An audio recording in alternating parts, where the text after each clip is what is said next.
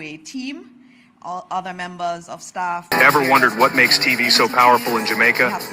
Time to find out. Welcome to Global TV Group 358, where television... We have JPS here with us, represented by their leader and president, Hugh Grant, who you all know already if you watch these press conferences. We also have from Flow, Stephen Price, and we also have from Digicel, Stephen Murad, and they're doing such tremendous work. It's so good to have them here and to be able to tell them thank you in person.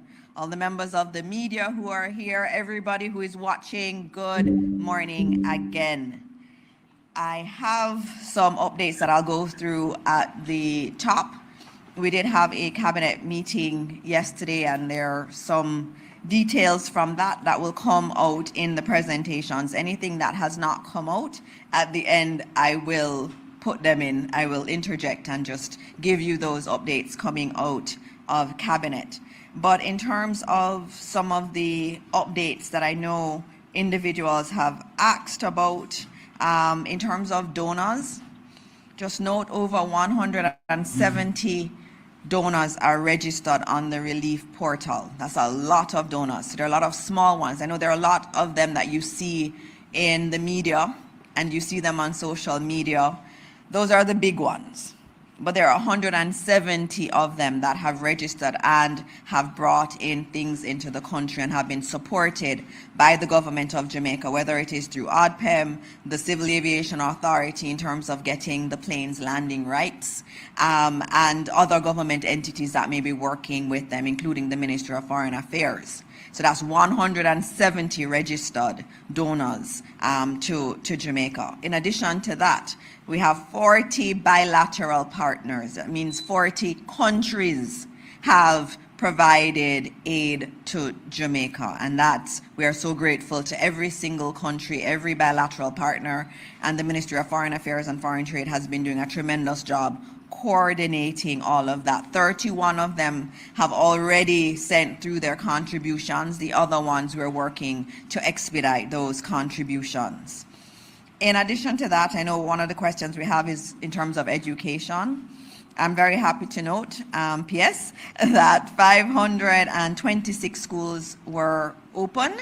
That's a very significant number. We're very grateful for that. And we also know that many of the teachers and other members of staff, they have difficulties at home in many instances and even with their families, but they're still making the effort to come out, and we are so grateful to them and we thank them for all their efforts in working to get schools back. And those that aren't open, I know there's so many principals who are WhatsApping me about what they're doing, and they're working really hard to get back school, to get our schools open. And so we thank them for all of those efforts in spite of everything that is happening. In terms of donations on the Support Jamaica site, I'm just giving you those that have come in via credit card up to 8:07 this morning. The total was US $1.08 million plus an extra 53.218 million Jamaican dollars in donations on that portal. There are donations that come in directly to the account, and so at our next briefing on Thursday, I'll be able to give you the total that has come in via direct deposit to the accounts. What I've given you is just for the credit card transactions. Minister Samuda is not able to come to give the water update, but what I will note is that 72.6% of customers have had their water restored. They are working really, really hard. I know Minister Samuda this morning was looking at how quickly he could get Great River up, and the NWC has advised me that they are expecting to get Great River up by this evening, which is a great thing, because we know that facility is important to getting water into St. James and Hanover. So that's very, very critical. It's one of our biggest systems that we have. In addition to that, Minard is the other big one that they're working to get up. And once we get that, those two are up, we're at 85% of the population having water, which is a really, really big milestone. And I have to congratulate NWC and Minister Samuda on that. In terms of other updates, volunteers, there are almost 4,000 volunteers as at 7 a.m. It's 3,921 volunteers on the site. The ministries will be using them, especially as we get to the Clean Up Jamaica exercises. We'll be using a lot of volunteers there, and we will also use them in our own work in the Ministry of Education. And I should note, it is Youth Month, and one of the things we want to do for youth to empower our young people to give back and to serve our country during this month. And so we'll be facilitating a lot of that through the Ministry of Education, Skills, Youth and Information. All right, the last update I'll give is the sad one, which is in relation to the number of deaths coming out of this hurricane. And the numbers that have been confirmed, and just noting these have been confirmed by the JCF, so they have investigated and they have concluded that these deaths were associated with the hurricane, and they have done so in conjunction with the JDF. And so the total confirmed fatalities coming out of Hurricane Melissa now stands at 45. And I'll go through parish by parish. Hanover, 2, Westmoreland, 15, St. James, 6, Trelawney, 2, St. Anne, 1, Portland, 1, St. Elizabeth, 18. So that's a total confirmed of 45. In terms of postmortems, they have been able to conduct 33 postmortems to date. And there are some that they're waiting to do the postmortems on. And so that is the confirmed number. The confirmed number is 45. And I know those are 45 families that are hurting deeply, really, really hurting. And so as we look at that number, we pray for those families.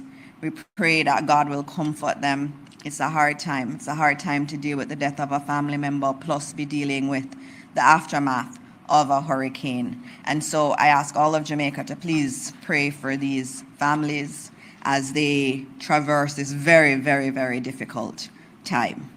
As this number changes, I will get back to you and we will give you the latest numbers that we do have.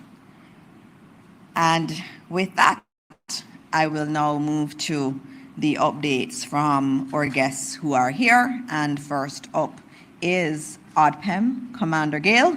You are first up. Good morning, ministers, PS, colleagues from government agencies and partner agencies. Morning to the media and morning to Jamaica. The ODPEM continues to coordinate a multinational, multi-agency relief operation post-Hurricane Melissa. And pardon me if I run through or skip over some of the things Minister already mentioned. But first and foremost, as usual, I want us to remember and hold dear the families of the 45 who have passed. We will remember 49. Them. 15 persons have been reported missing. The JCF continues their process of verification through a series of welfare checks.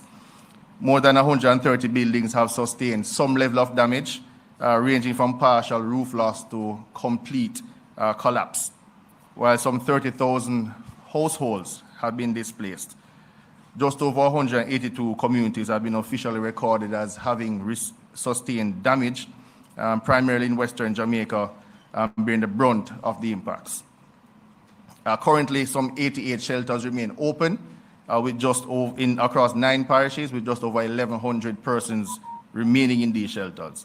While some persons have remained home, many continue to rely on the shelters as we work to restore access and provide restoration to damaged homes. I'm happy to report, however, that we are in touch with more than 90% of the shelters in Western Jamaica. In terms of community access, there are currently 2 communities which we have classified as marooned.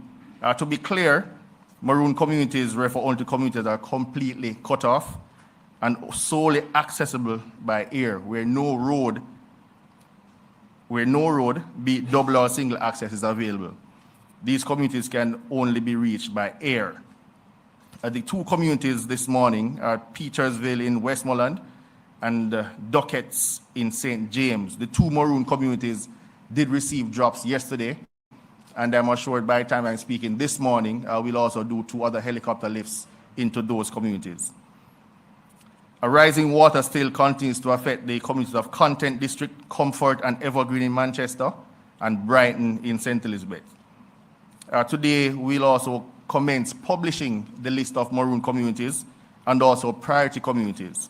The ODPEM will commence publishing also planned relief supplies, such that across the nation our national efforts can be synchronized. I'll pause here just to indicate some weather details as we move into the middle of this week. The current weather forecast is for periods of showers and isolated thunderstorms to affect primarily sections of northern parishes beginning this afternoon and continuing to Thursday morning. Isolated showers and thunderstorms are likely across southwestern parishes during this time. Additionally, gusty winds expected across northern parishes on Tuesday and Wednesday.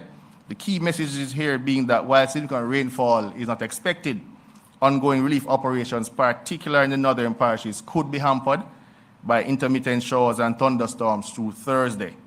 These showers and thunderstorms may be heavy at times.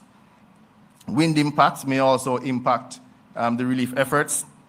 Weather conditions are forecasted to improve significantly through the course of Friday, with fair to partly conditions expected. In terms of critical services, the JPS is on board now. They will report. The National Water Commission measures, as announced before, just over 72% of customers are back with water. As at last evening at 10 p.m., some 34 roadways remain completely blocked, and the NWA continues to work to bring access to these roadways. Our 2 major telecom providers are well in excess of 50% of their restoration efforts, our persons back in mobile service. Relief and logistics matters. To date, over 80,000 care packages have been delivered through the national system, just over 500,000 meals. Since our last press briefing, just about 190 flight hours have been utilized to deliver just over 60 relief supply drops, and we will continue to press hard on this effort. The ODPEM continues to direct and coordinate efforts among government agencies, local authorities, the private sector, and international partners to ensure that the aid is equitably distributed in an efficiently coordinated process, thereby preventing wastage, leakage, or diversion. The development of a disaster relief inventory management system is in the final phase of testing, and we expect it to roll out across all our warehouses this week. This will aid in our accountability framework. To date, locally and overseas combined, just over 14,000 donors have inputted cash to our systems, with just over $400 million in those systems. The ODPEM, on behalf of the government of Jamaica, has also received into our stores just over $500 million worth of aid, with an over 80% rate of distribution for the relief items. As we move into the restoration phase or the recovery phase, we'll be pushing out more items from that package. We've also received some significant support from our partner nations and organizations. I will refrain from listing them all here. The partnerships have generally provided aircraft services, field hospitals, food aid, mapping aid, search and rescue services, operational and logistic supports, all of which are critical to the current relief efforts. In closing, I'll indicate that the past 2 weeks have tested our strength, resolve, but our unity and our discipline and compassion has carried us through. The ODPEM remains fully operational and is unwavering in its commitment to lead Jamaica's disaster recovery efforts. As we move forward, let us continue to support each other, stay informed through the official channels, and remain steadfast in our collective efforts to rebuild Jamaica. Thank you, and may God bless Jamaica. Thank you very much, Commander. I see you've completely taken charge of your role, and it's so good to see. Just noting that there are some persons online who are asking about how they can get relief goods to ODPEM or to those who need it. Remember that ODPEM will collect. ODPEM can collect. And if you go on the Support Jamaica site, it does have the list of local drop-off locations. So if you have things that you want to get to those who have been affected, you can do so by using one of the drop-off points that ODPEM has authorized to collect. And those are all listed on supportjamaica.gov.jm. And up next, we have a very, very hardworking minister, Minister Vaz. It's your turn to give your updates. Thank you very much. Good morning to everybody, colleague ministers, permanent secretaries, special invited guests. So first of all, on behalf of the government of Jamaica, I want to extend deepest condolences to the family of the father and daughter who tragically lost their lives in the plane crash yesterday in Florida. The aircraft was bound for Jamaica on a hurricane relief mission.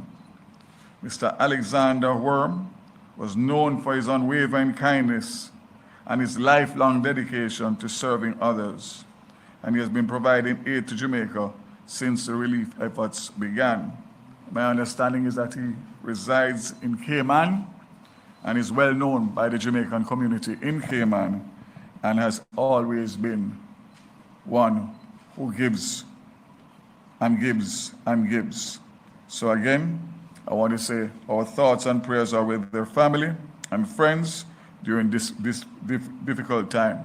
I understand, based on confirmed reports, that himself and his daughter were tragically lost in this accident. And to state that despite the established process, we have landed several relief flights and would have landed this one in good faith based on its mission. As announced on Monday, November 10th, a new protocol has been implemented to ensure that all humanitarian and emergency response vehicles can move swiftly through the island's toll corridors to deliver essential supplies, personnel, and assistance to affected communities. Under this arrangement, all ministries, departments, and agencies, non-government organizations, charitable entities, and international partners and private citizens engaged in humanitarian work are required to submit a written request for toll access to the Toll Authority of Jamaica. Of course, that will be publicized on social media and in traditional media with exactly what is required. Request should be submitted via email to the toll.authority@mtw.gov.jm or to the Managing Director, Jerome.Palmer, that's Jerome Palmer, @mtw.gov.jm. I want to make it very clear that we will be working closely with ODPEM, but we don't want to burden ODPEM. So the Toll Authority will take responsibility based on the criteria set by ODPEM and handle the day-to-day issuing of these passes. My understanding is that a pass will be approved within hours of receipt, and I'm hoping that the toll concession operators will have a system in place where obviously discretion can be used based on situations that may arise on the ground at the actual toll. So again, once approved by the Toll Authority, a letter of authorization granting toll-free access will be presented by drivers at the toll plazas for verification. Members of Parliament will also receive toll exemptions to support recovery efforts, and each MP will provide his vehicle details and the driver's name for the Toll Authority to be able to issue the access authorization. Temporary toll access protocol will remain in effect until government recovery and relief operations are complete. So I know that we reinstated the toll on Monday, and of course I saw the pictures last night of obviously some of the toll booths that were very, very congested because obviously of the transition, persons not realizing that it was reinstated and being asked to pay. Some didn't have the money, and it caused significant delays. So I'm hoping that that will be streamlined going forward today. Airports, both Sangster and Norman Manley International Airport continue to operate steadily, maintaining consistent flight activity since reopening on October 29th. Between October 29th and November 10th, the country's airports collectively handled 1,138 flights, including 499 commercial passenger flights, 369 cargo flights, relief and military flights, and 270 private flights.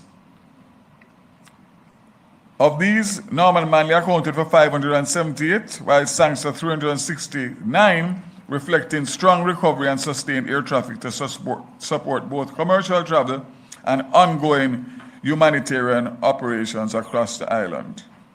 I really want to stop to say that we need to process that. 1,138 flights in the height of the first 2 weeks of a Category 5 hurricane. Thanks to everybody who worked with me to make this happen, the airports and all of the handlers and everybody else, Jamaica Civil Aviation Authority, Airports Authority. It's a feat that must be commended. One bit of good news that I just got while coming here, which I know will be received well, and must congratulate the JPS. The Montego Bay Airport will receive electricity later sometime today. That is huge because it will allow them now to go into full operations in the shortest possible time. Also want to say that the sea freight cycle has started.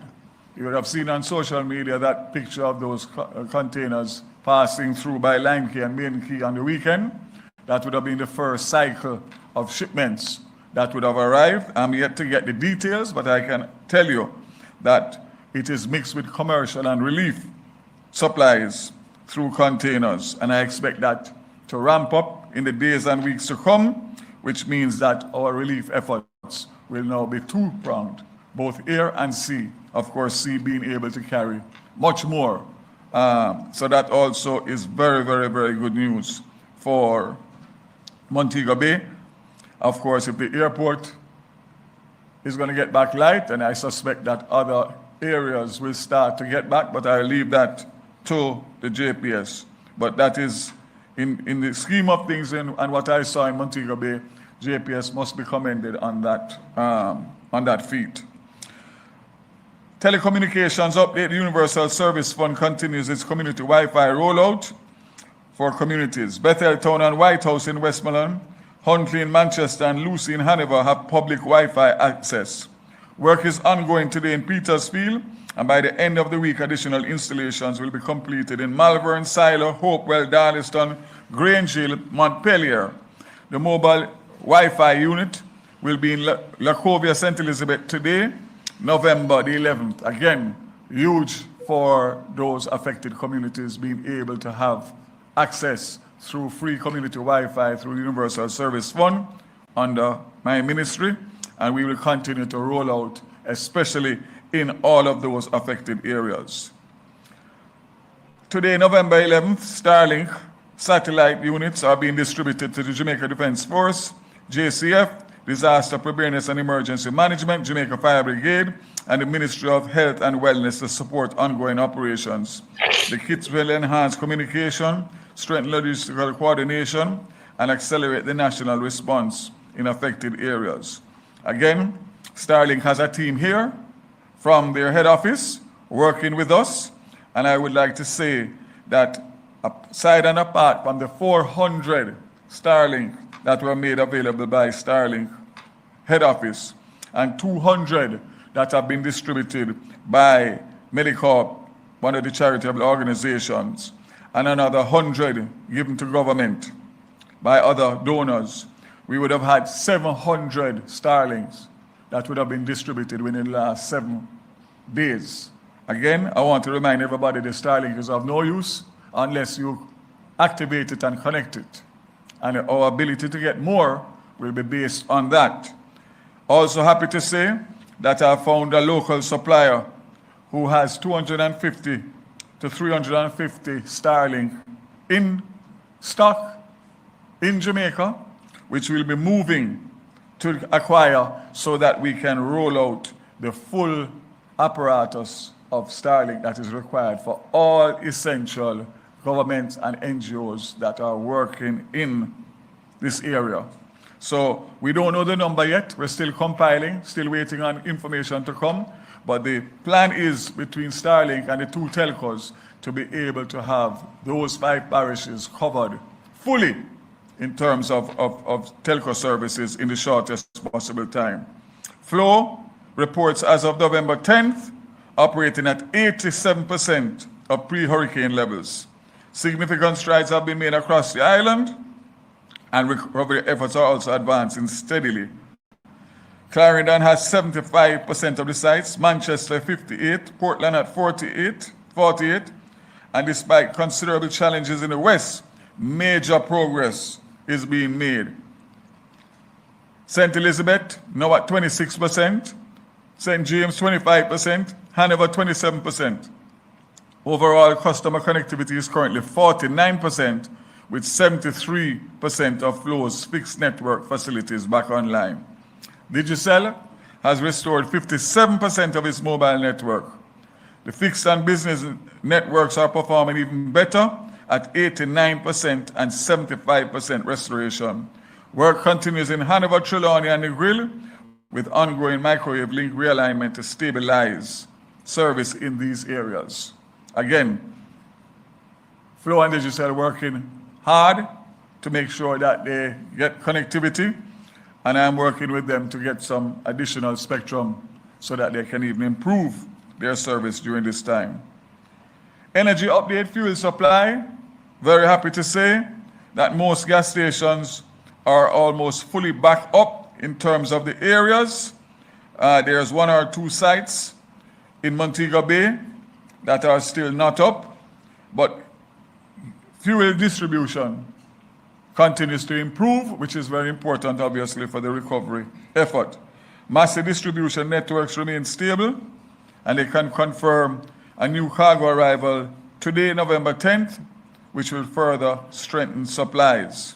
Also, I've gotten a number of requests for permission for temporary gas stations, which are being processed, which will be able to fulfill the demand in areas where there's no fuel service.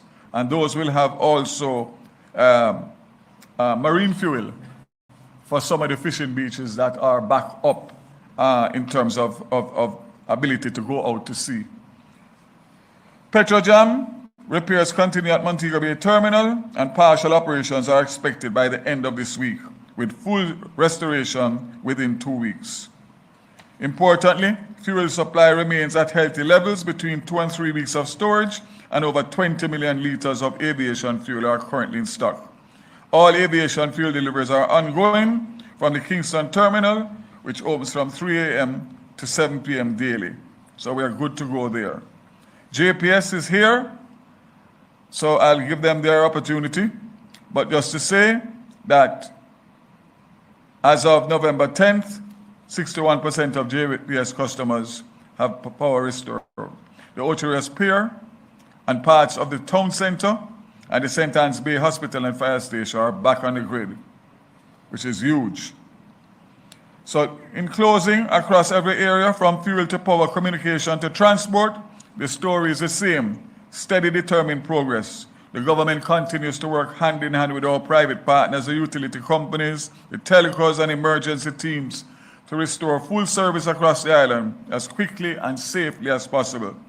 We ask for the public's continued patience and cooperation every day as we are getting closer and closer to normalcy in these areas. I want to say what I've noticed, especially over the last 11, 12 days. The Jamaican spirit is alive and well. And I ask every Jamaican here and in the diaspora to continue to do your part, no matter how small it is, in the days, weeks, and months to come. Because with your help, the government of Jamaica will be supported in this huge task of relief and recovery for Jamaica after the passage of Hurricane Melissa, a Category 5 storm hurricane. So again, it is not unnoticed. And the fact of the matter is, it is what is helping us to be able to do what we are doing. May God continue to bless Jamaica. God.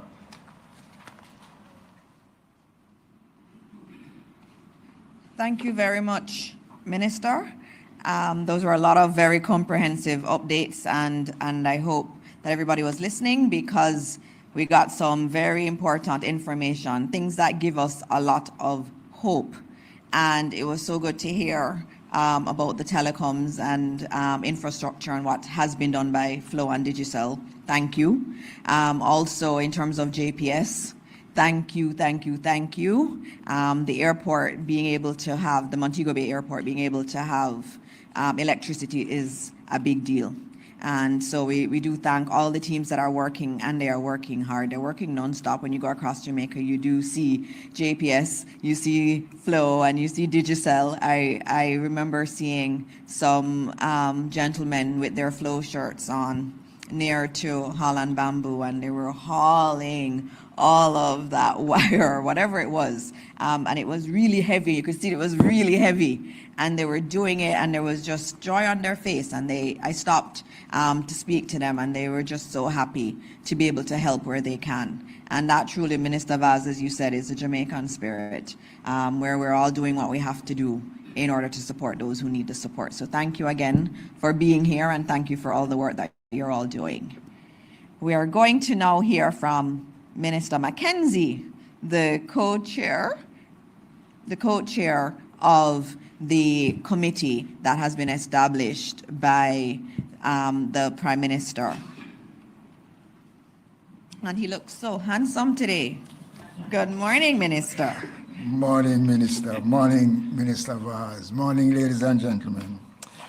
I just want to start off commenting on the aspect of the shelters, and to just also speak quickly to the fact that in the daily newspapers and in the media, specific reference has been made to a number of shelters, especially in Westmoreland, about the lack of basic needs, supplies, and lack of security. I just want to give the country the assurance that all the shelters that was outlined by the new Director General of ALPEM is fully equipped, not just with food supplies, but with adequate security, water. I must point out that one of the problems we are experiencing at the shelters. What about the sleeping supplies, sir? A lot of people go to the shelters. They don't actually stay at the shelters, but they go to the shelters. And Angela always come with a complaint. They don't want to see. So when one go there, they find this huge crowd. It is not because the shelters is overcrowded. We have been working closely with the ARPEM and the municipal corporations to ensure that all the shelters have the requisite needs as we get down into the thing. The numbers have reduced. Next week, we'll be putting some 300 workers of the Youth Summer Employment Program to go into the affected areas to do an actual count of the numbers of persons in the shelters. And once that is done, we will take a determination how many shelters will be closing down or how many shelters must remain in operation. So I want again to dismiss the mischief that is being made, that the government is not doing anything about the shelters. You're doing fuck all. True. Fuck all, Auntie Angela. There was a big story about a rape case in Montego Bay following detailed investigation. In this room last week, the question was asked of the Prime Minister, There is no truth to any such story, and I want to put that to rest. To put the victim The free for other talk. area that I want to touch on is the backlog of garbage collections and the Well, we've been debris experiencing that as for a years now, effect isn't of it? the hurricane. I had Just a minute announced the now. national cleanup campaign, which I will speak to next week, not this week. But just to say that the National Solid Waste Management Authority have been engaging more trucks, more contractors. They have been working 24 hours around the clock in the affected areas to reduce the backlog of garbage collection. I am urging the country to be a little bit more considerate. Consider We are disposing. how much here now of we the have this waste. pile up. A lot of people now is doing spring cleaning. It's coming now to Christmas. So it's not only debris from Melissa we're seeing, whole fridge mattresses, everybody throwing them out now. And it is going to be taking some time. I can only say to the country, and Mr. Gordon have said so, we are asking for some patience, some level of consideration. They are working, and I also want to make the point that based on the number of trucks going to our landfills, it is difficult for a truck to make 2 trips a day. The lines are extremely long. So we are urging patience as we continue to improve on that area. On the weekend, I was in Falmouth, and I must tell you that the issues in Falmouth are real. The municipal corporation have commenced work yesterday to clean up the market so that the vendors, and I notice a lot of commercial activities in Falmouth, which is very good, despite the fact that they have no electricity there, but a lot of Jamaicans have risen to the occasion and has find means and ways of having commercial activities taking place in Falmouth. And so the instructions have been given to the municipal corporation to commence a comprehensive cleanup of the town of Falmouth. They have started, and since yesterday, they have started to clean out the Falmouth market.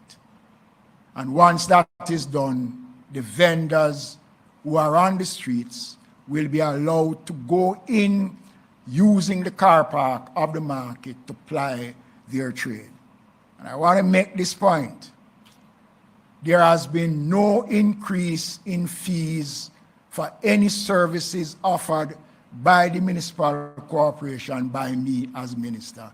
No such authorization has been given. So there is no increase in market fees. None of the services that is offered by the municipal corporation have seen any increase in fees. As a matter of fact, the vendors in Falmouth will be allowed to occupy the market without paying any market fees at this time. So I want to make it clear that we are not in the mood of increasing fees. So anybody who goes to the market and is asked to pay a market fee is an AI, not me. It's not real. And I want to make that point because it is very, very important, and I don't want people to exploit the situation. The government has not authorized any increase in any of the services for fees charged by the municipal corporation. The purpose of the exercise of the YSEP workers, as I said before, is to collect the data, to give ourselves a better opportunity to do the assessment that is needed. The ADPEM, the Ministry of Labor and Social Security, and the local authorities have a vested interest in ensuring that the numbers of persons that we are providing for are the genuine people that really needs the relief supplies. Once we would have concluded that, we'll be moving to another stage, working again collectively across government to start to do the assessment on damage that has been done to homes and properties across the country. Some of that have already started by the Ministry of Labour, working with ARPEM and the municipal corporations. But in the parishes that have been affected mostly, those assessments has not commenced as yet because of the real concerns in those areas. Final point I want to touch is St. James, Montego Bay. I will be meeting shortly with all the mayors from across the country to look at the state of local government and its resources. I want to say to the country that the local authorities have been severely hampered by Melissa's passage through Jamaica. When I saw the infirmary in Falmouth, tears came to my eyes. There's no way that that infirmary can go back to that location. And I'm going to be engaging Minister Grange because Falmouth is protected under the National Heritage Trust and a lot of the buildings in Falmouth. But we have to come to the realization that Melissa has given us a different light on how we operate. The fire station was devastated by Melissa. And so, in terms of going forward, those discussions have to commence because we cannot. I spoke with Minister Tufton yesterday. Adjacent to the shelter is a facility that houses social cases in the hospitals. Over 50 of those patients have to be removed. They cannot go back to that location. So I am urging persons, those who have relatives who you can afford to take, please to take them, because it is just not possible to house people in those facilities. One of the infirmaries operating from a school. We are now looking to use the same approach to the field hospital as a means of relocating that infirmary when the time comes. I want to echo Minister Vaz's sentiments by saying that the government is working. There's no denying that we are doing the right things, we are listening.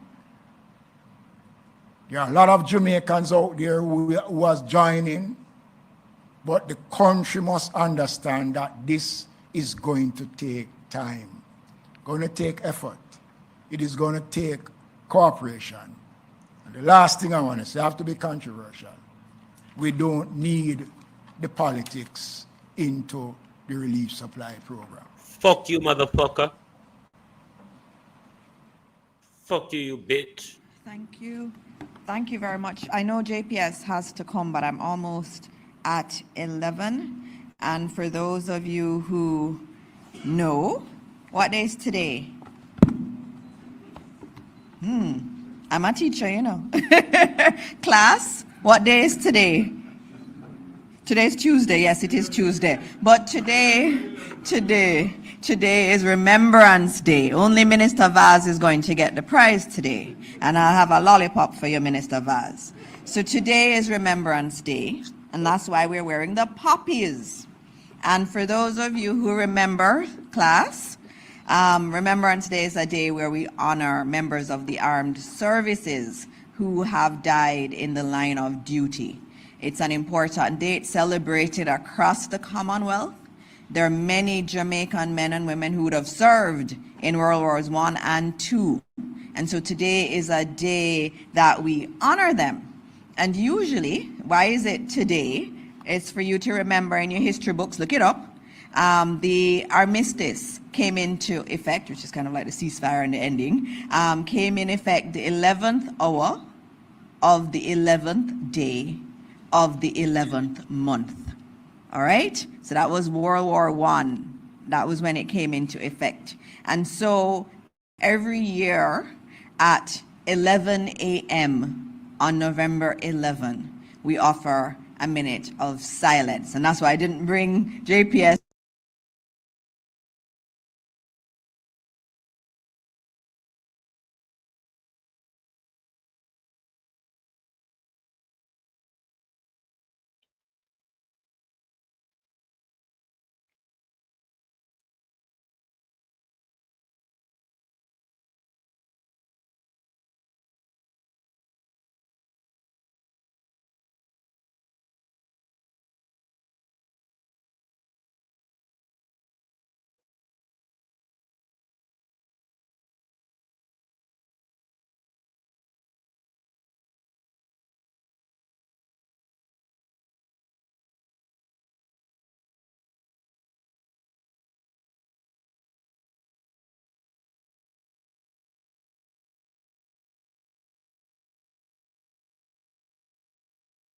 I can confirm that the Jamaica Civil Aviation Authority has advised me that there was an application made by the said plane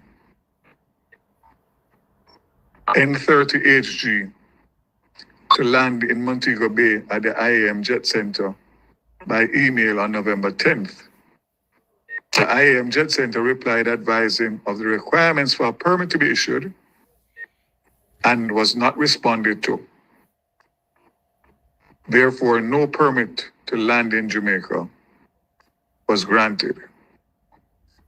We were advised by the Civil Aviation Authority through their Navigational Service Division that there was a flight that took off out of Florida this morning. JPS update. Hugh Grant, sorry for the delay, but it was an important one.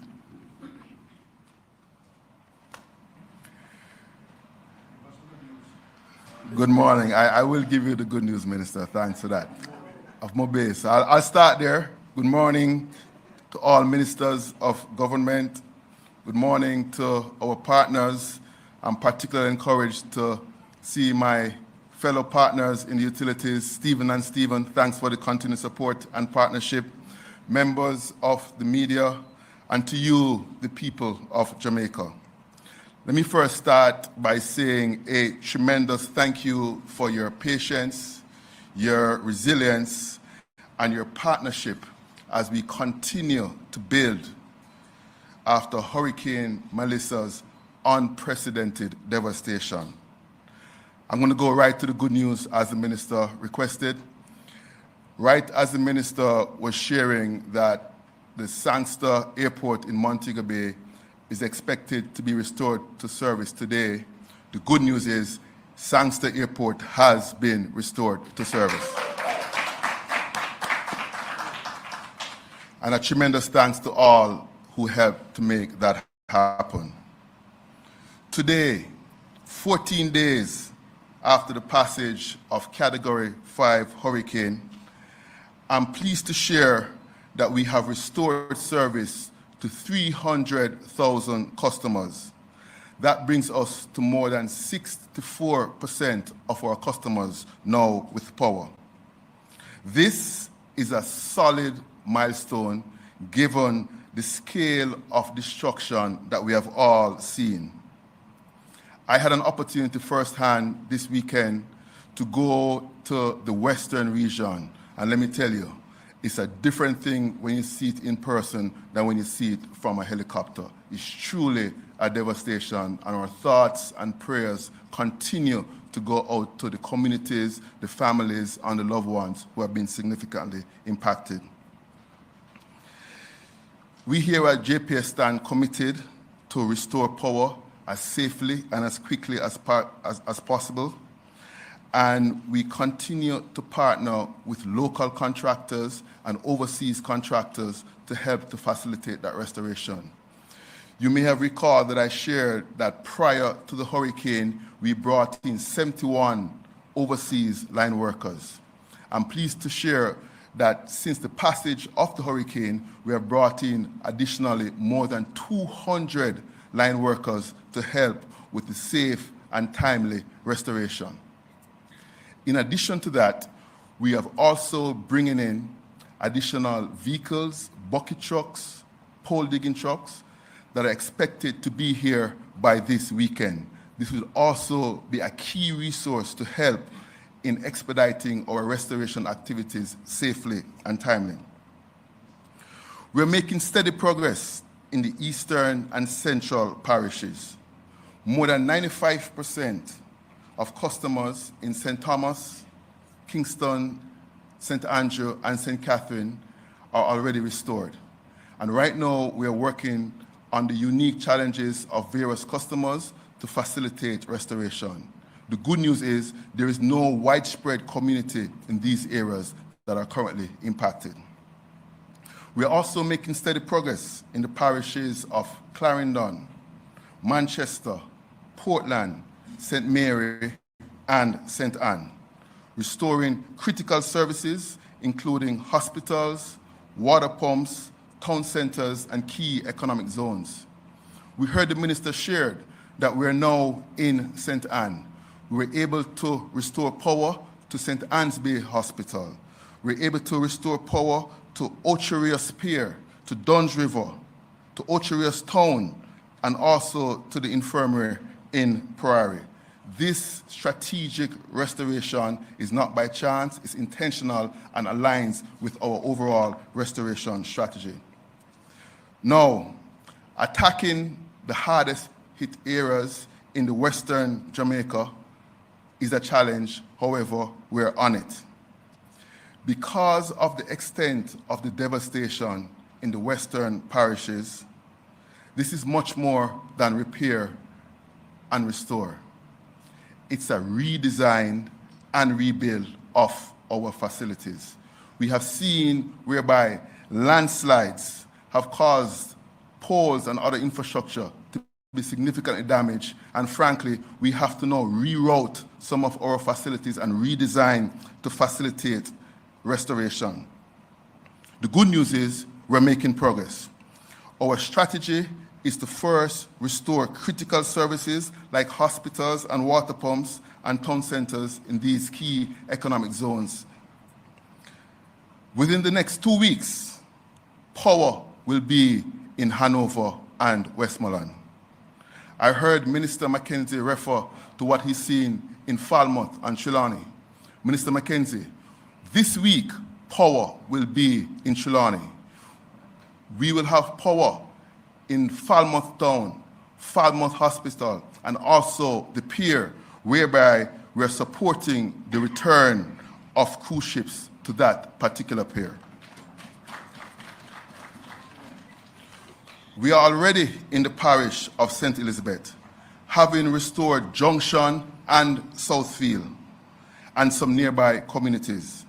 We did this by doing some creative things on the distribution system to facilitate St. Elizabeth being supplied from Manchester. There is, however, a limitation to that, as we have built out in St. Elizabeth to a stage now whereby to go further, we would need the critical high voltage transmission to be restored. That has been significantly damaged. However, we continue to work that. We are already in St. James, as you heard mentioned. Service was restored earlier this week to Cornwall Regional Hospital. We have also restored some significant NWC pumps in the parish of St. James. The Catherine Mount and the Reading NWC pumps are now in service. We have also restored the Fairview Shopping Center and the Fairview community in St. James, so those people now are seeing the light. As of today, we heard whereby we restored the airport. The good news is also, by the end of today, we restore power to the Freeport in St. James, bringing power to the BPOs and stimulating the economic activity in that particular parish. Thank you, Minister. Another good news to share. Since we have been here this morning, power has also been restored to the hip strip in St. James. We know that those without electricity is asking the question, how soon will I be restored? I understand the inconvenience when there is no power. Some of our very workers here at JPS are part of the very communities that are significantly impacted. So I understand it. I get it. But be reassured that we are committed to be steadfast and strategic in our restoration activities. We are making progress in advancing our damage assessments. Frankly, some communities, we had limited or restricted access. That is now improving, so we'll only make greater progress with our damage assessments.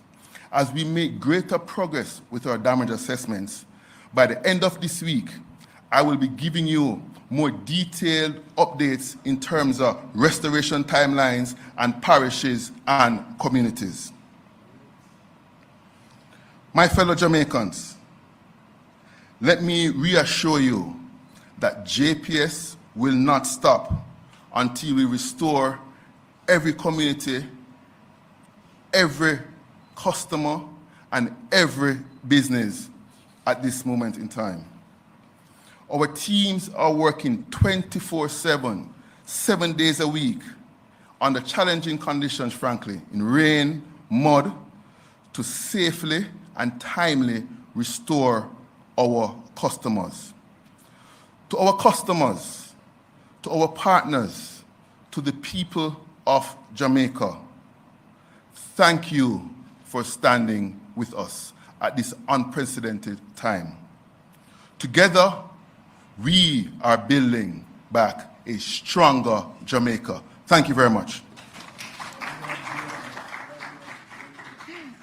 Thank you. You notice I didn't stand up this The thing time, that Hugh. irritates me I is gave you how all they your time. You pat know why? themselves on You're their giving back us good each news. step of So the when you way. come with good news, you get all the time you want. All right, thank you. And of course, we all know when JPS is back up, our water systems can come back up, and Flow and Digicel can get to have their service restored. And so we're all very happy for all that hard work that is happening.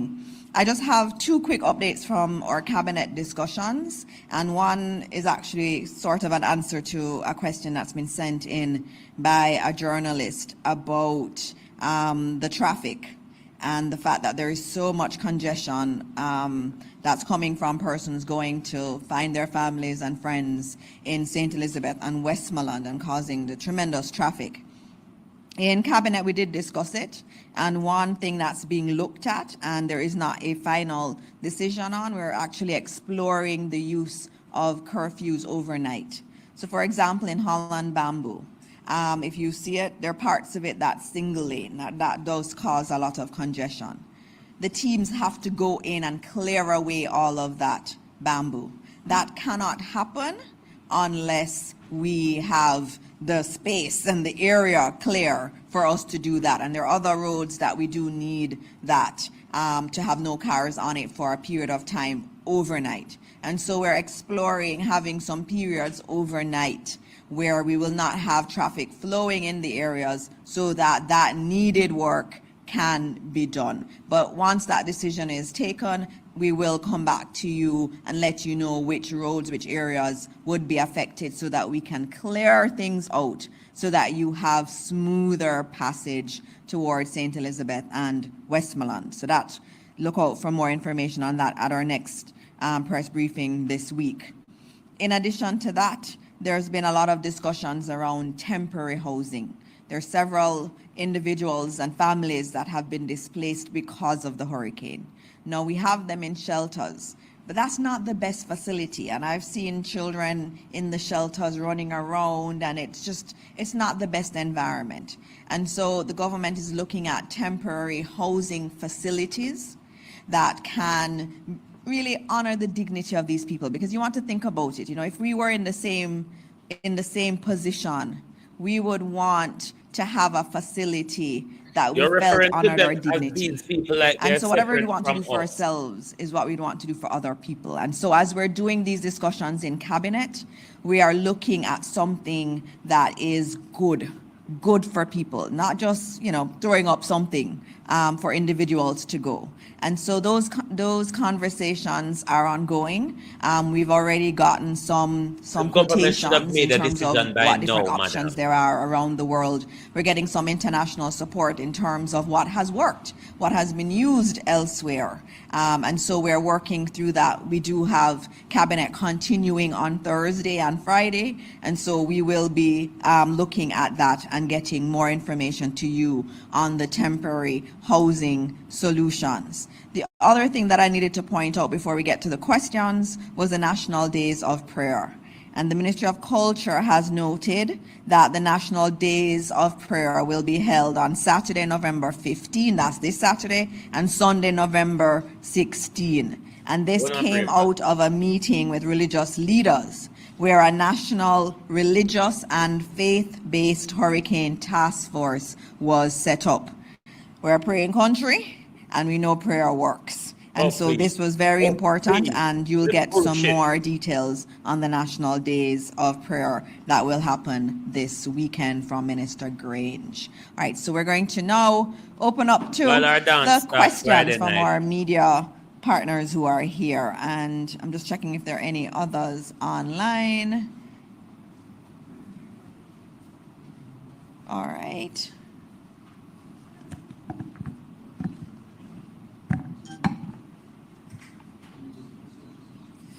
Morning, Dion Jackson Miller, TBJ. First question, we heard the death toll and the missing. Is there any estimate, though, of how many other deaths are being investigated to ascertain whether or not they're connected to the hurricane? Also, there's been a suggestion to pass purpose-built legislation to frame the recovery effort. Is Cabinet giving any consideration to that? Third, continuing to ask about the Independent Oversight Committee. Last press conference, you told me Cabinet was continuing to talk about it. And my final question for now has to do with proactive disclosure. Why isn't there some kind of mechanism via online, website, whatever, to give real-time information in terms of the recovery effort? Money coming in, for instance, expenditure, things like shelters, recovery drops, relief drops, I beg your pardon, all that kind of information. JPS, NWC, all of that could be wrapped in so that anyone can access the information as opposed to this very tightly curated way of delivering information via the press conferences that's happening now. And for clarity, I'm not saying don't have the press conferences. I'm saying in addition to. Yeah. All right. Those were several questions. I don't think I got all of them written down. But in terms of the oversight body, there is going to be an oversight body. And I should let you know that yesterday in Cabinet, we were looking at the overarching governance framework.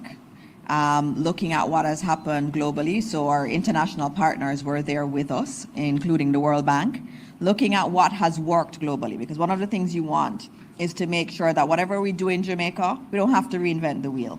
We had an office after Hurricane Ivan that worked. We also have what has happened overseas, and we're looking at what it could look like in Jamaica. And I think Cabinet indicatively approved a structure that has a partnership council as that main body, but we're going to be continuing to discuss it some more. So, but whatever we do, there is going to be an oversight mechanism that's made up of civil society, the opposition, and the church as a part of that oversight.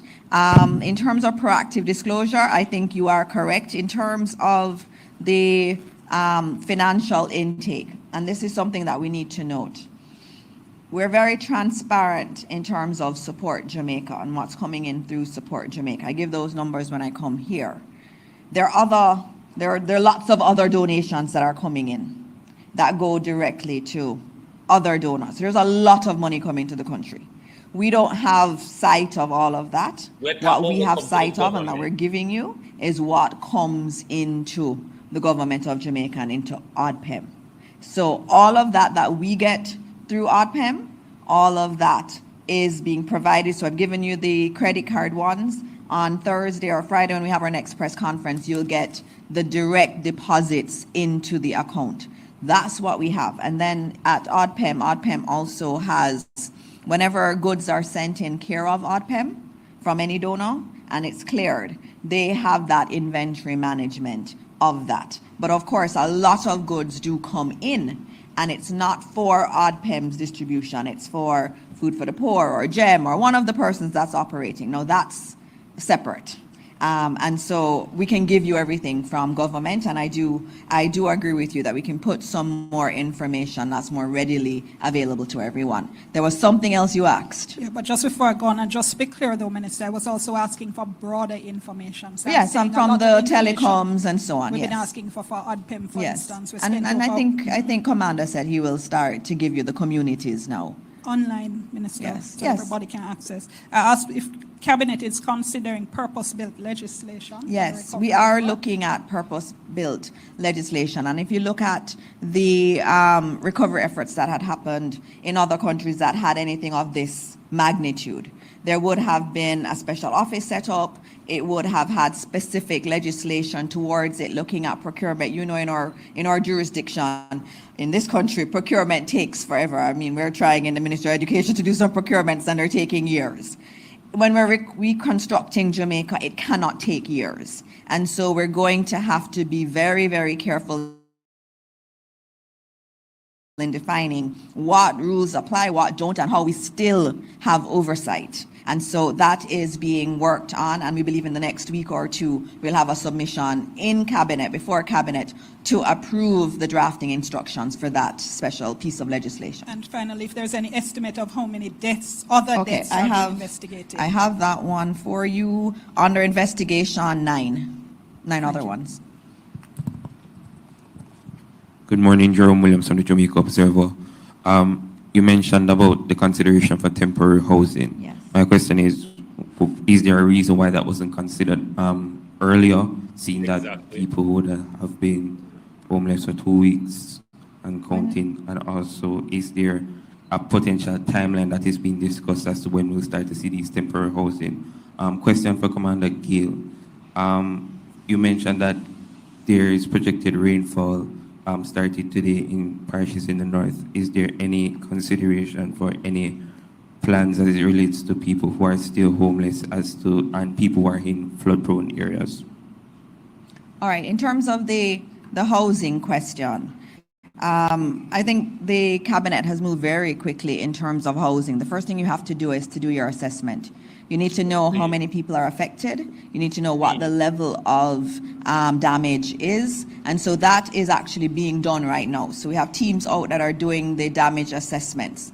Some people can recover. And when you go across Jamaica, you see that spirit. There are persons who are, getting their zinc, finding back the zinc and putting it back on. And you have others who are doing temporary structures. And if you look at the numbers in the shelters, the official numbers, you see that those have been coming down.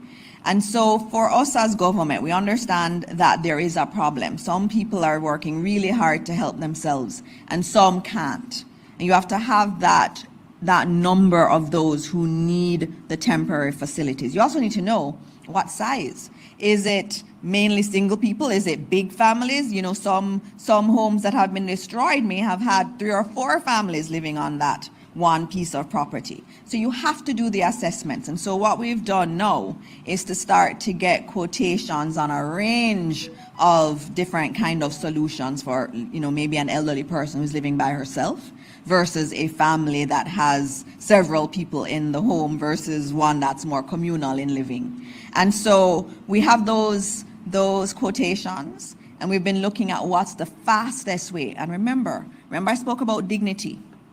You don't want it, as we would say in Jamaica, you don't want any kind of solution. You want something that people feel okay going into and that they feel good about themselves.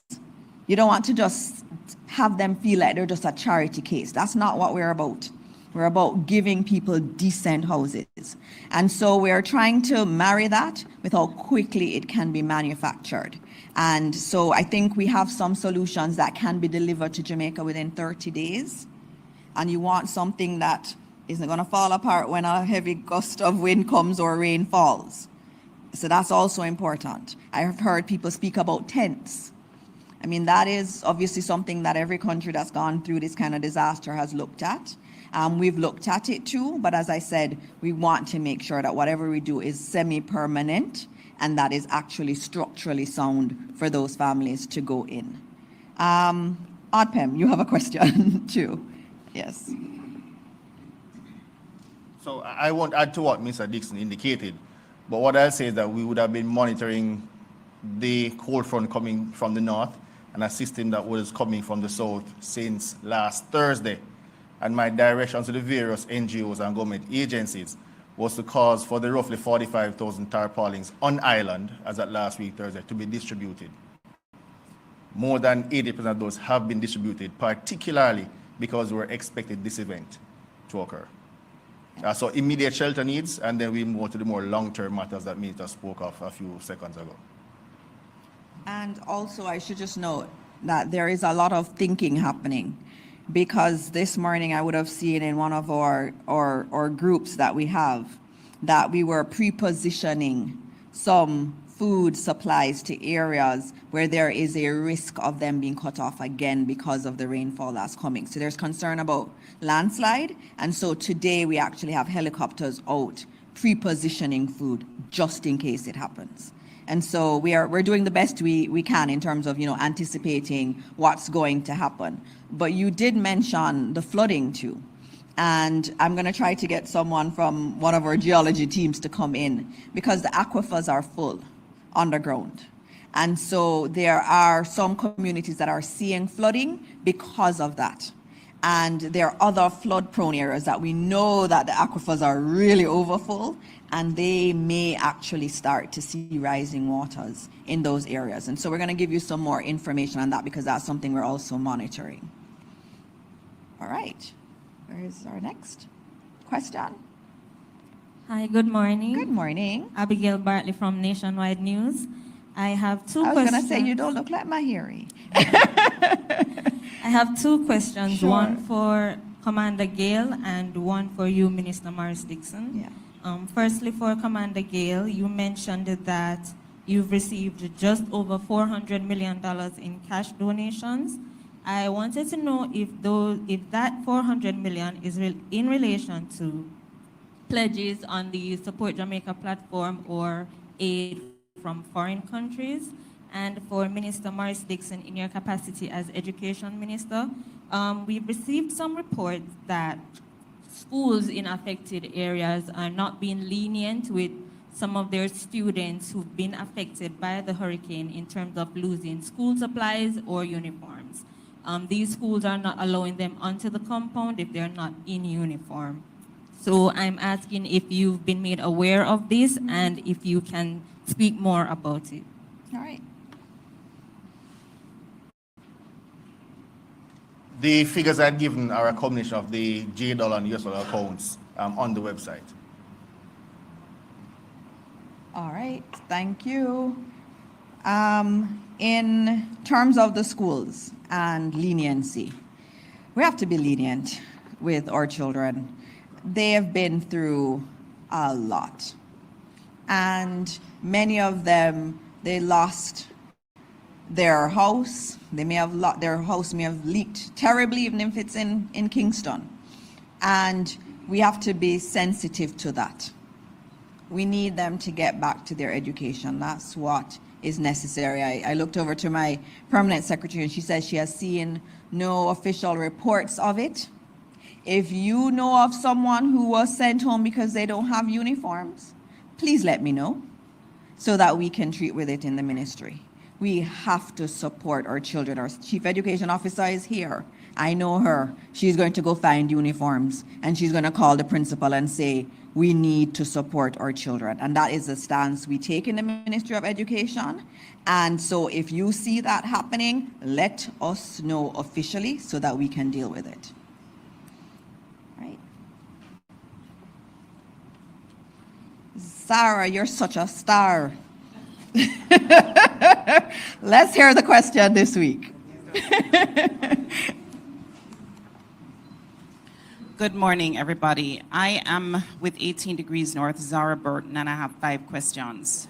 The first one is regarding Prime Minister Andrew Holness. Last week, he said in a cabinet meeting that he was about to go to, there would be discussion of allocation of expenditures, and that Minister Tufton had put in quite a hefty bill, and you said under your breath as well that you also had your portion.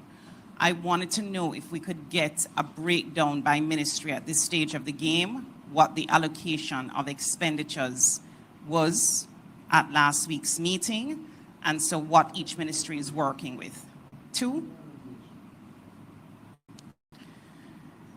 as journalists and members of the public, it is particularly difficult sometimes to get information on expenditures and revenues coming in a timely manner. It's something we've complained about over and over again. The ATI Act has not yet been amended, even though we've been asking for years about it.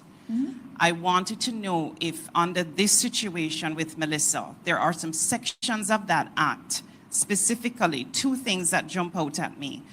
The government agencies have a way of often saying that this is commercially sensitive information that they can't give out. 2, they often say, especially during COVID, for instance, when you ask for contracts from donors with COVID vaccines, that information is not available, or a legal opinion is being sought as to whether that information can be made available because there are some sensitivities in the act and exemptions in the act related to foreign relations, if it would compromise anything related to confidential information from international partners.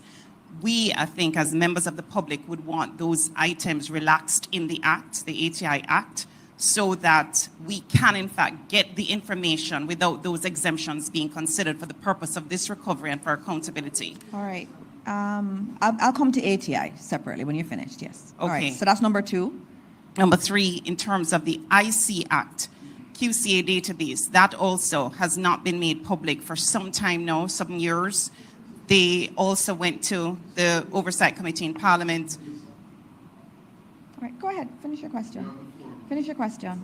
Oversight Committee in Parliament to speak about the idea that there's a particular section of the IC Act which bars them from giving the QCA database on a quarterly basis as they used to do. Again, just wondering if anything can be done to relax that, any kind of emergency legislation that can come to the fore so that that can be relaxed, so that the QCA database can continue to be published, especially during the Hurricane Melissa period. That's 3. The 4th thing, you mentioned the temporary housing, and I wanted to know what kind of quotations and for what kind of housing are you considering at this stage? I realize that you said there are quotations being sought, and I also wanted to know, as a part B to that question, I know you mentioned the churches for the National Prayer Day. I wanted to know if the churches have also been approached about opening up maybe some of the dormitories they have for missionaries to house some of the people that are in fact without shelter. 5, the United States yesterday gave an additional US $10 million worth of aid. 22 million in total is the amount now. I just wanted to understand, because I was reading about Hurricane Maria in Puerto Rico, and one of the complaints in that jurisdiction, I realize it's a totally different situation in that Puerto Rico is tied to the US, but one of the complaints in that situation was that the United States mainland contractors got most of the contracts.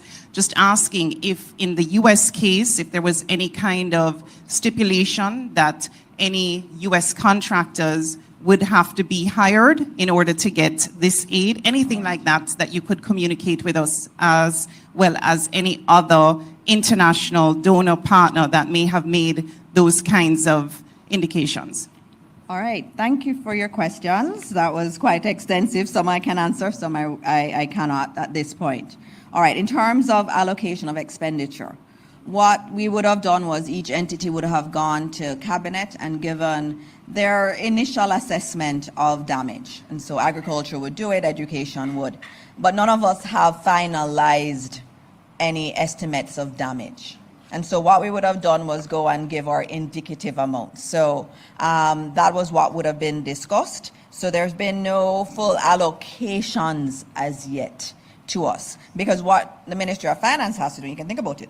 Every single one of us is going with this big bill. Every ministry is. And every ministry has been affected. And so what has to happen is the Ministry of Finance has to figure out how much money it actually has, and then look at the requests that are coming in, and then make decisions. It will say, I see you have asked for 2 million, but based on what we have and the need to share it, we can only give you 1. can you work within this one? So it's a process that happens, and we're in the very early parts of that. My official numbers have not gone in because we've not finished our full assessment of our schools. And so when that happens, it will go in. But, you know, we would have given an indicative amount. So there are no full allocations have been made yet. In terms of information on expenditure in a timely manner, you were talking about the Access to Information Act. That is something that I think we have committed to reviewing and doing a joint select committee where everybody in the media can come and make their submissions, because that piece of legislation needs to be looked at in its totality. And so that's a commitment that has already been made. And as we move past this emergency phase, I know we'll start looking at that. Can't speak to the IC Act, but I have purview over the Access to Information one, and so I speak on that one. In terms of temporary housing, we're looking at all options that are available to us. Obviously, you do your initial, you look at your initial stuff, who is out there, who has things. There are people who will call you all the time saying, look at this solution, look at that solution. We've just really been looking at it. But we're going to have some kind of procurement mechanism, because we can't just choose one, oh, we like you. That's not how things work with this administration. You have to go through a procurement process that's very open. Obviously, it's emergency rules we're using. But just because it's emergency rules doesn't mean it's a free-for-all. Emergency rules still indicate we need value for money. And so that's the way we're looking at it. And as we get more refined, we'll give you more information. Churches using their spaces as dormitories. We really encourage the church to do as much as they can. And there is a committee led by Minister Grange on that, and they're looking at how they can support more broadly. In terms of the aid from the US, we're very, very happy to get that visit yesterday from the Undersecretary and the commitment of $10 million more in aid. I know of no stipulation that says we have to use US contractors as a part of that. This is aid that's being provided to us, and we've been very grateful for the aid, and I haven't seen it in any other jurisdiction either. All right.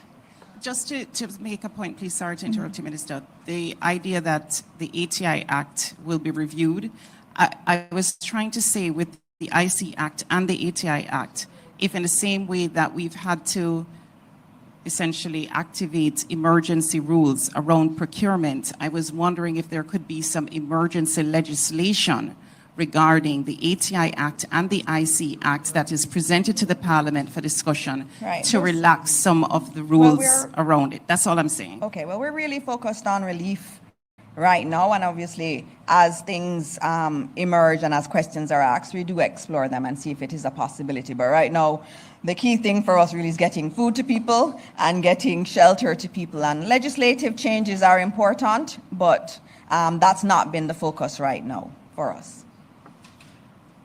Good Hello morning, again. everyone. Hello.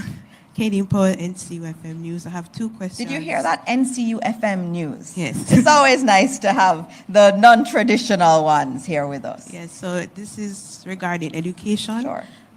Are there any considerations for extending the school year? And what would that look like? And also, could you say if there are any specific international aid coming in specifically for, rebuilding schools and so forth? All right. Thank you for that question in terms of extending the school year. As you know, it is a requirement that we have a particular number of teaching days, right, in each term. And so that's obviously been affected by the hurricane. We don't make those decisions without consulting. So we do have to do our consultations across the system. Some of the children do need a mental break. So they do need their holidays, and our teachers need the holidays too. So we're going to do it in a collaborative manner. What I'm most concerned about are our children who have exams. So those who are doing PEP, those who have CSEC and CAPE.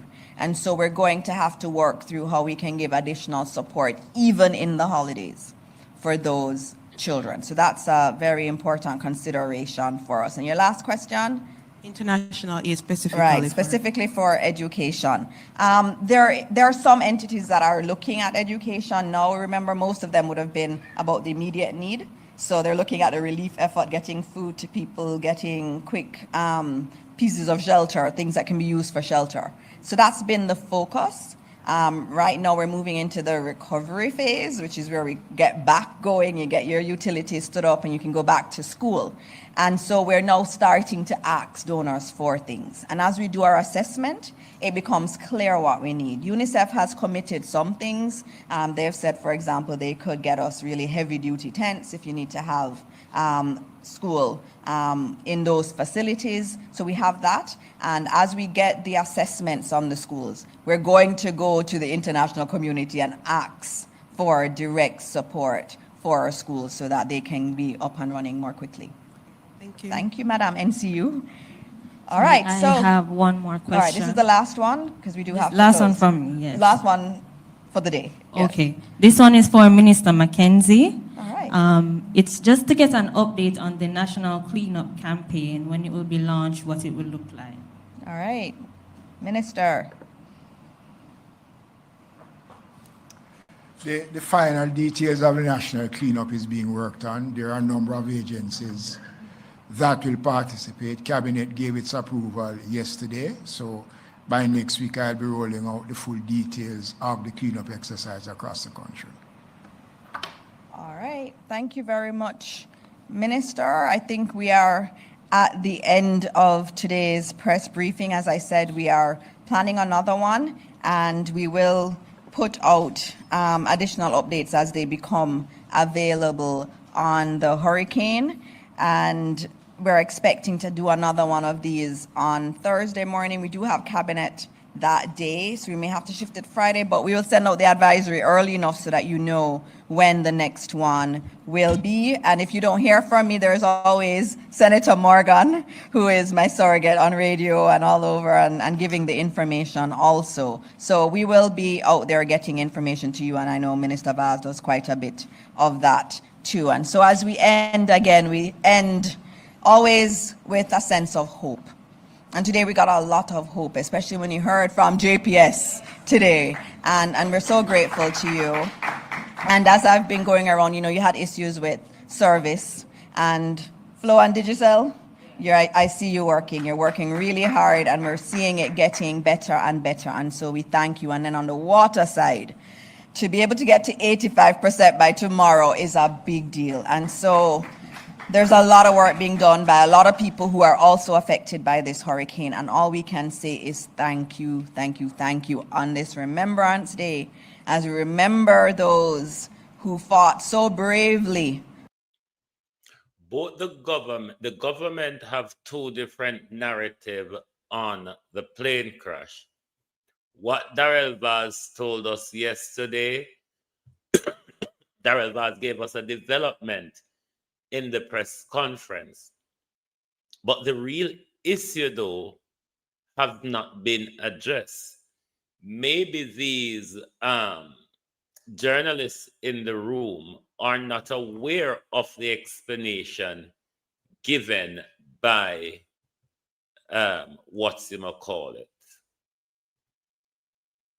by Crisis International. Maybe they're just not aware. So nobody asks Darrell Vaz about the discrepancies in what Darrell Vaz would have explained, as opposed Hey, friends, to I wanted to give you this what important Crisis and urgent update in regard to our would have explained to us.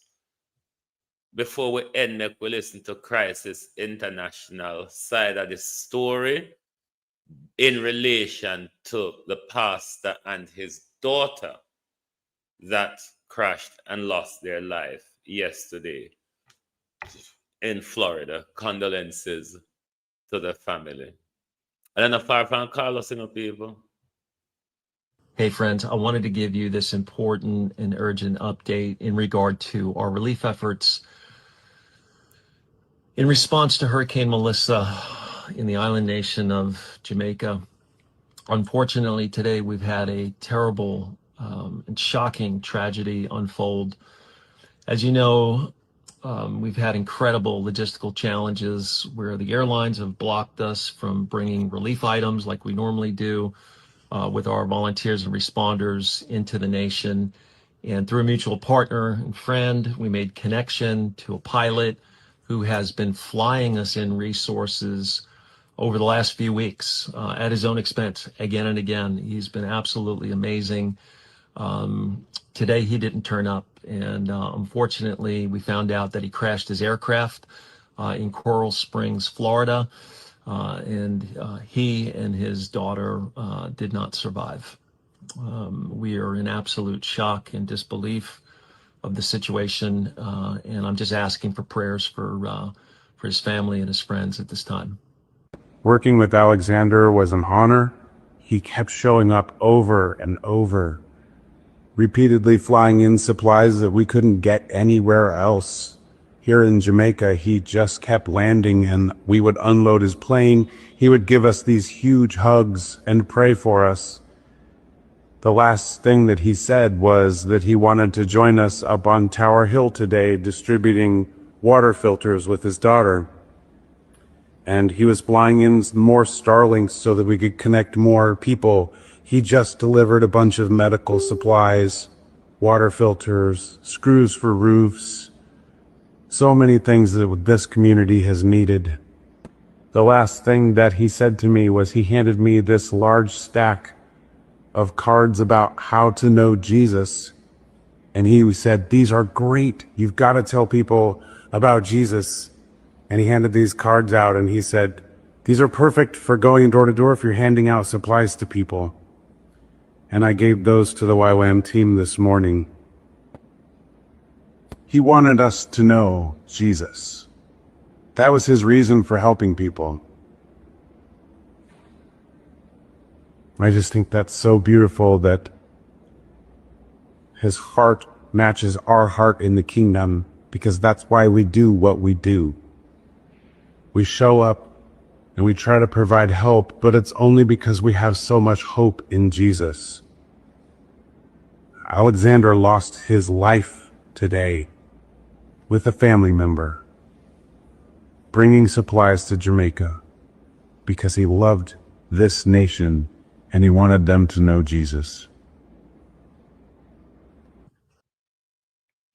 It is important for us to know from the government, what if there is any dispute between Crisis International and the Jamaican Authority as to why Crisis International have to jump over hoops being assisted by a private airplane to carry their aid into Jamaica, and even that they have to jump over hoops. This is the gentleman and his daughter who have died, who was assisting Crisis International in logistics support. We want to know from the government, what is the dispute? Why did the government, the Civil Aviation Authority, refuse to respond to Alexander's request for landing in Jamaica with supplies? We ought to know. Me know so them a lot over Facebook a kill up themselves and a choke themselves already over my post. But tough. The information is out there with a question. If you don't know about it, sorry, tough. You have to keep up with the Joneses, all right? Anyway, my peeps, we did just come back out here for the press conference because we did want to hear, if nobody know or hear, the question that they should ask Darrell Vaz. We're going to continue to ask that question regardless who get into their hissy fit. Thank you, everyone, for being here on this quick run out. Join us back later on. Thank you and goodbye. Oh, thy peace, God of my salvation, because the mouth of the sinful and wicked is open. Rastafari.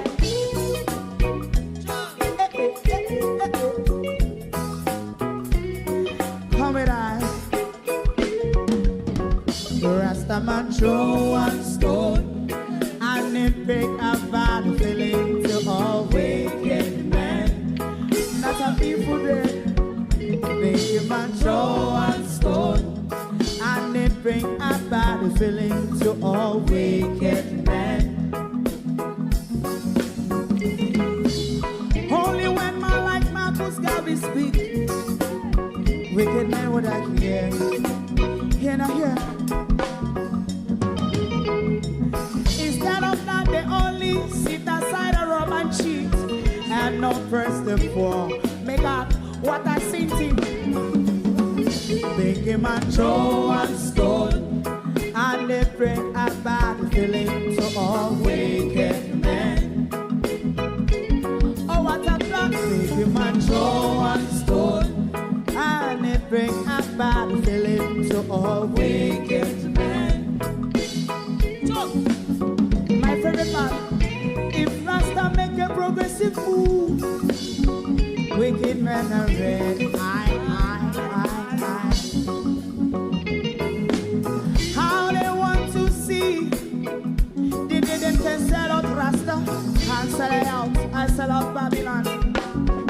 They give man throw and stone, and they bring a bad feeling to all wicked men. They give man throw and stone, and they bring a bad feeling to all wicked men.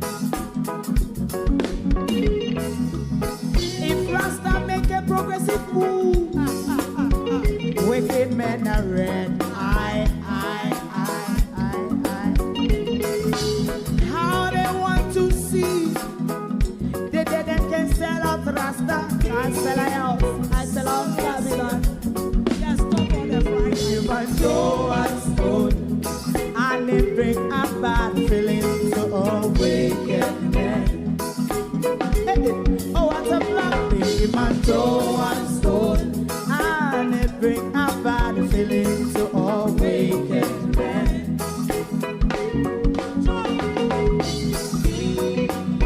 You have eyes to see, let him see. You have ears to hear, let them hear. What a prophet must say.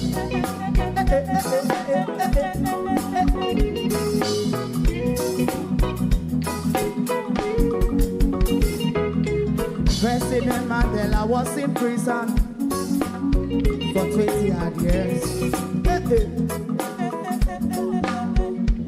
And he leave from the prison and take the seat of the president. Stone one, big him and throw one stone, and it bring a bad feeling to all wicked men. Oh, what a black big him and throw one stone, and it bring a bad feeling to all wicked men. Rastaman throw one stone. Before I go, let me quickly answer Shane. Is it Shane or Sian? Blair question. What is the difference between cabinet versus parliament? In the constitutional framework, the cabinet is the executive, which is tasked with the administrative affairs of the country. They are tasked with running the country. And that cabinet is only comprised of people from the governing, representatives from the governing party. Whereas the parliament in the constitutional framework is the legislature, which comprise of both political parties and is tasked with is a policy-making body for the country. So even though there is overlap in what they do, they have two clear different functions. But this was where the whole separation of power argument comes in. The powers are not separated as much as they ought to. but both also provide a check and balance for each other, whereas Parliament scrutinizes the work of the government and so on. So there are some major differences. They have different functions. One is responsible for the policy making of the country. The other is responsible for the administrative task of running the country. Hope I did not confuse you. Thank you and goodbye. If you don't like missing out on the latest shows but still enjoy classic hits, then Global TV Group 358 is your perfect match. Global TV Group 358 isn't just another channel, it's your ultimate TV experience. From breaking news to binge-worthy dramas and timeless classics, we've got it all. Our unique blend of original content and global favorites means there's something for everyone. And guess what? With GTVG's seamless streaming, you can watch anywhere, anytime. Plus, our interactive features let you be part of the action. So, whether you're a seasoned binge watcher or a casual viewer, Global TV Group 358 is here to keep you entertained day and night. Don't just watch TV, experience it with Global TV Group 358. Subscribe now and never miss a moment.